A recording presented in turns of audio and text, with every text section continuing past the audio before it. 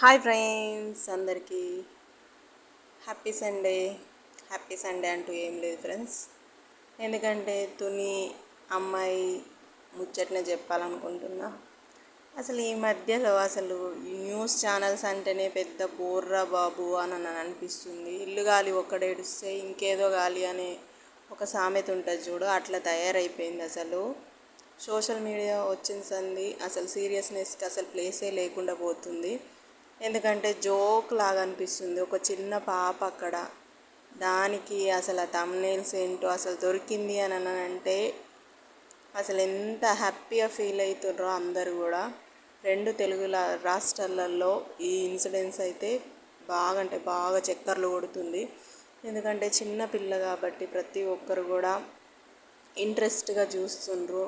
దానికి తోడు ఈ జ్యోతిష్యులు అసలు ఎక్కడి నుంచి వస్తుండ్రో ఏంటో కూడా అర్థం కాకుంటున్నది. ఒక్కసారి మీ ఫోన్లలో యూట్యూబ్ ఓపెన్ చూడండి, ఒక్కొక్క జ్యోతిష్యుడు వచ్చిండ్రైతే అసలు ఏం చెప్తుర్రో కూడా అర్థం కాకుండా చెప్తుర్రు. ఇక్కడుంది అక్కడుంది అని అంటుండ్రు. అదేదో తీసుకొచ్చి ఒక్క 1000 రూపీస్ కాదు అని అనుకుంటే వచ్చి చూపించి వెళ్ళొచ్చు కదా అని నాకైతే అనిపిస్తుంది. అంతే తప్ప ఇంకేం లేదు ఫ్రెండ్స్. రియల్గా చెప్తున్నా కదా, చాలా అంటే చాలా బాధాకరమైన ముచ్చట. మళ్ళీ అందరూ కూడా తల్లిదండ్రులను అంటుండ్రు. అసలు తల్లిదండ్రులని అనడికి అంటే కాకపోతే చూసుకోలేదు, అదొక మిస్టేక్ అయితే అనిపిస్తుంది నాకు కూడా. ఎందుకంటే మనం ఎంత చిన్నపిల్లలు ఉన్నారంటే అంత బీ కేర్ఫుల్గా ఉండాలి. నాకు కూడా అనిపిస్తుంది ఆ ముచ్చటనైతే కొంచెం చూసుంటే బాగుండేదేమో అని అనిపించింది ఎక్కడనో కానీ. కాకపోతే అట్లా అనడం కూడా మనకు కూడా అది కరెక్ట్ కాదు. ఎందుకంటే తనకి ఇంకొక పాప ఉంది కాబట్టి తనని చూసుకున్నట్లా ఉంది. ఇక్కడనేమో వాళ్ళ నాన్ననేమో వర్క్కి వెళ్ళిపోయిండు, వాళ్ళ అమ్మనేమో ఇంకొక పనులు ఉన్నది, తినిపోయిందేమో ఎవ్వరు చూసుకోకుండా. ఈ మిస్టేక్ అయితే జరిగిపోయింది. కాకపోతే చాలా బాధ అంటే చాలా బాధ అనిపిస్తుంది. దానికి తోడు కుక్క, అసలు కుక్క అంటే ఎంత హోప్ ఉండెను, తీసుకెళ్తుందేమో అని అనిపించింది. కాకపోతే అది ఫుడ్ తినకుండా ఏం చేయకుండా ఉండి అదైతే చనిపోయింది. అదైతే బాగా అంటే బాగా డేంజర్గా అనిపించింది. కానీ ఇప్పుడైతే అసలు పాప రావాలని నన్ను ఎంతమంది కోరుకుంటుండ్రో రియల్గా చెప్తున్నా. దాంట్లో నేను కూడా ఒకదాన్ని. రియల్ అంటే అబ్బా మస్తు అంటే మస్తు బాధ అవుతుంది.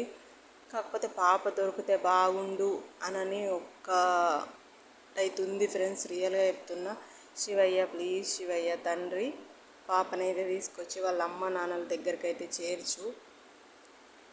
మనము లేకపోయినా పర్లేదు, మన పిల్లలు మనతోటి ఉంటే హ్యాపీనెస్ అనేది వేరుంటుంది. పాప వాళ్ళ అమ్మనైతే తిండి తిప్పలు మానేసి పడిపోతుంది. అసలు బాగా అంటే బాగా ఘోరమైన సిచ్యువేషన్లో ఉన్నారు వాళ్ళైతే. చూడనికి వాళ్ళని చూస్తుంటేనే ఎంత బాధ అనిపిస్తుందంటే చాలా అంటే చాలా బాధ అవుతుంది.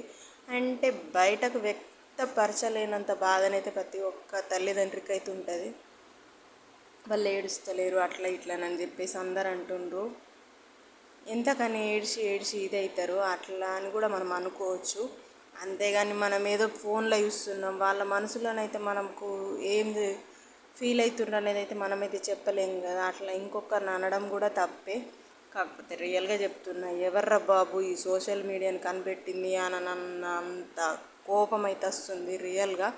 అసలు ఆ థంబ్నెయిల్స్ ఏంటో దొరికింది అట్లా ఇట్లనని చెప్పేసి ఫోన్ ఓపెన్ చేస్తే అయిపోయి ఇవే న్యూస్ అయితే చక్కర్లు కొడుతుంది. చాలా అంటే చాలా ఘోరం. అసలు ప్రతి ఒక్కరు కూడా వ్యూస్ కోసం ఇంత ఘోరంగా చేయాల్సిన అవసరం లేదని నాకు అనిపించింది. ఎందుకంటే నేను చేసేది కూడా వ్యూస్ కోసం అనుకుంటారు. నాకైతే వ్యూస్ అయితే రావు ఫ్రెండ్స్. కాకపోతే నేను రియాక్ట్ అయ్యేది ఎందుకనంటే కంపల్సరీగా ఇలాంటి ఇష్యూస్ జరిగినప్పుడు ప్రతి ఒక్క యూట్యూబర్ అనేవాళ్ళు రియాక్ట్ అవ్వాలి. ఎందుకంటే మీకు డబ్బులు వస్తున్నాయి కదా అని అంతే తప్ప ఇంకేం లేదు. ప్రతి ఒక్క ఇష్యూ మీద మనం రియాక్ట్ అయితేనే కదా మనంతు రెస్పాన్స్ అనేది మనకు కొంచెమంతైనా ఉంచుకున్నట్టు ఉంటుందని నా ఫీలింగ్ అంతే.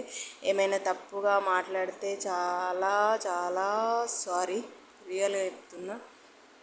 కాకపోతే ఈ ముచ్చట్లనైతే ఎక్కువనైతే ఎవ్వరు కూడా ఇది చేయకండి. ఎందుకంటే ఎవరి సిచ్యువేషన్ వాళ్ళకి తెలుసు. అంతేగాని మనము తోచింది, మనకు నోరు ఉంది కదా, ఏదో మాట్లాడుతున్నాం కదా, నరం లేని నాలుక ఎన్నైనా మాట్లాడుతుంది అన్న విధంగానైతే తయారైపోయిండ్రు జనాలు ఫస్ట్ ఆఫ్ ఆల్.